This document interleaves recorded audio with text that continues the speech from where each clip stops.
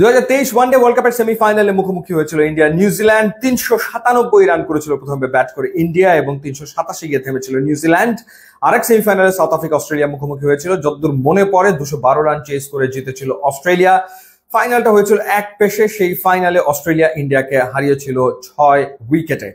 এবারের চ্যাম্পিয়ন্স ট্রফিতেও এই চারটা দলই সেমিফাইনালে খেলছে, শুধু প্রতিপক্ষ আসলে বদলে গেছে।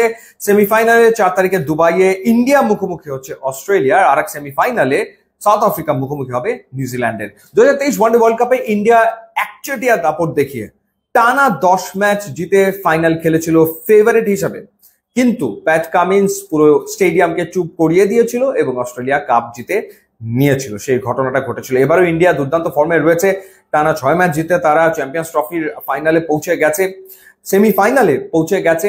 তবে অস্ট্রেলিয়া টিমে কিন্তু Hazlewood, Pat Cummins, Mitchell Marsh, Stoinis, তারা মিচেল স্টার্ক তারা নেই, সুতরাং ডেফিনেটলি সেমিফাইনালে ইন্ডিয়া ফেভারিট হিসেবেই নামবে। বাট মাইটি অস্ট্রেলিয়া দলটার নাম ভুলে গেলে আসলে চলবে না, এবং যখন অস্ট্রেলিয়া সেমিফাইনাল বা ফাইনালে পৌঁছে যায় তখন তারা আসলে একটা ডিফারেন্ট টিম হয়ে ওঠে, অন্যরকম একটা টিম হয়ে ওঠে, কোনো সন্দেহ আসলে নাই।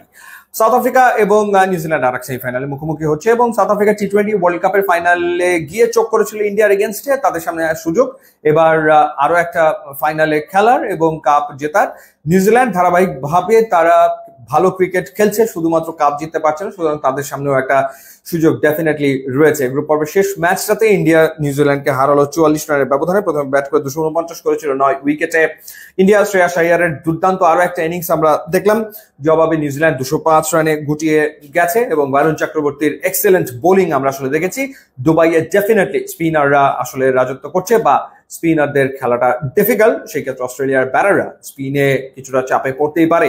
সো কোন দুটো দল ফাইনাল খেলবে বলে আপনি মনে করছেন অবশ্যই জানাবেন।